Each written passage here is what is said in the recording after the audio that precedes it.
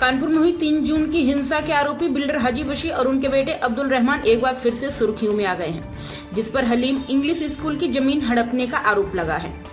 दरअसल शनिवार को कानपुर पुलिस कमिश्नरेट कार्यालय पहुंचकर स्कूल की प्रिंसिपल सबा खान सहित 2 दर्जन से अधिक अध्यापिकाओं ने कई लोगों पर आरोप लगाए हैं।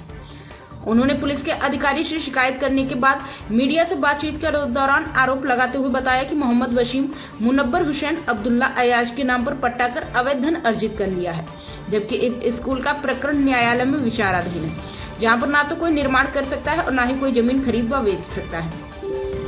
प्रिंसिपल ने कहा कि हाजी वसीम वह है जो 3 जून के दंगों में आरोपी था और जेल में बंद था, कुछ हफ्तों पहले ही जेल से रिहा हुआ है। प्रिंसिपल सबा खान का यह भी आरोप था कि अब्दुल हबीब, जो कि हलीम मुस्लिम एसोसिएशन का पूर्व महामंत्री रहा है, उसने इशारे पर यह सब हो रहा है। पूर्व में इन सभी पर थाना चमनगंज पर मुकदमा भी पंजीकृत हुआ है, जिसके बाद कोई कार्रवाई नहीं हुई। इस संबंध में पुलिस कमिश्नरेट के डीसीपी SK सिंह ने बताया कि हलीम इंग्लिश स्कूल में 2 पक्षों का विवाद चल रहा है। इसमें दोनों पक्ष बारी बारी शिकायत लेकर आए थे। जो भी तथ्य सामने आएंगे उस पर कार्रवाई की जाएगी। मेरा नाम सबा खान है। सबा जी, किस लिए आज यहाँ आई हैं और क्या शिकायत है? हम लोग अपनी शिक्षण संस्थाओं को बचाने के लिए आए हैं, जो कि निष्कासित महामंत्री अब्दुल हसीब ने बेचना चालू कर दिया। एक हमारे हलीम मुस्लिम इंग्लिश स्कूल की जगह है जो करीब 4,500 वर्ग है, उसको उसने हाजी अब्दुल वसी, जो कि अभी जेल, आपको मालूम है 6 जून के दंगे में वो आरोप था, उसको जेल हुई करीब 3-4 साल की, और उसका साथ में बेटा है रहमान, उसको उसने बेच दी। अब वो करीब 15 दिन से उसमें कंस्ट्रक्शन का काम उसने चालू कर दिया है। हम लोग CP साहब से मिलने आए थे कि ऐसे गुंडों को, ऐसे अपराधियों को पुनः जेल में डाला जाए और इनके खिलाफ कार्रवाई की जाए और कंस्ट्रक्शन को रोका जाए, जो कि माननीय न्यायालय में इसके ऊपर स्टे लिया जा चुका है। और उसके बावजूद पुलिस की तो वो सुनता ही नहीं है, किसी मानव में पुलिस की सुनता नहीं है। उसको ये लगता है कि पुलिस जैसे जाएंगे, जैसे वो हमेशा, उसका एक इतिहास रहा है कि हमेशा उसने जितने भी कंस्ट्रक्शन किए सब इलीगल तरीके से करे हैं, क्षेत्रीय पुलिस को मिलाकर और बाकी अधिकारियों को मिलाकर। लेकिन अब क्योंकि सरकार। सबा जी, आप प्रिंसिपल पद पे कब से हैं उस स्कूल में? हमें करीब हो रहा है 5 ईयर्स।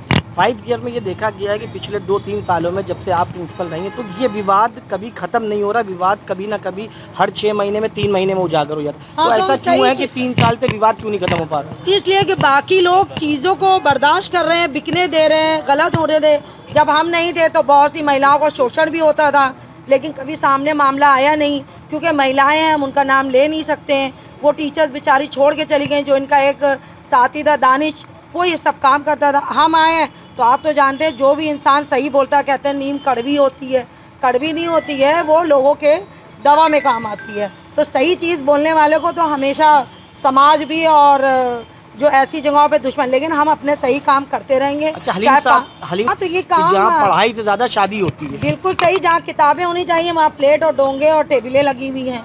आज तक इंजीनियरिंग कॉलेज के नाम पे अब्दुल हसीब, जो कि निष्कासित महामंत्री है, पैसा लिया, उसने लोगों से वसूला और जगहें बेची, और एक बार अभी तक कोई ना तो इंजीनियरिंग कॉलेज बना, ना साइंस स्ट्रीम हो पाई।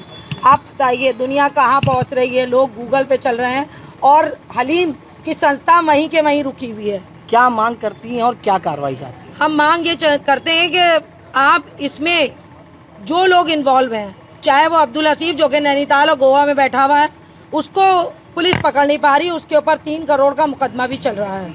उसके साथ जितने और जो कि इसके साथ बिल्डर हाजी वसीम और रहमान, इसका बेटा है, इन तीनों को जेल में डाला जाए। जब तक ये जेल में नहीं जाएंगे तब तक ये खरीद फरोख्त का काम नहीं बंद होगा। अगर पुलिस द्वारा कार्रवाई नहीं करी जाती है, नहीं सुनवाई होती है, तो फिर क्या आगे करेंगे? भाई अगर यहाँ नहीं सुनेगी तो हम और इनसे बड़े आला अधिकारी GP के पास जाएंगे, वहाँ नहीं सुनी गई तो मुख्यमंत्री के पास जाएंगे। लेकिन हमें भरोसा है सुना जाएगा, क्योंकि टाइम बदल रहा है, चीज़ें चेंज हो रही हैं। कहीं भी आप आवाज़ लगाएंगे और आपके माध्यम से जो हमारी आवाज़ जा रही है, तो ऐसा पॉसिबल ही नहीं है कि सुना ना जाए।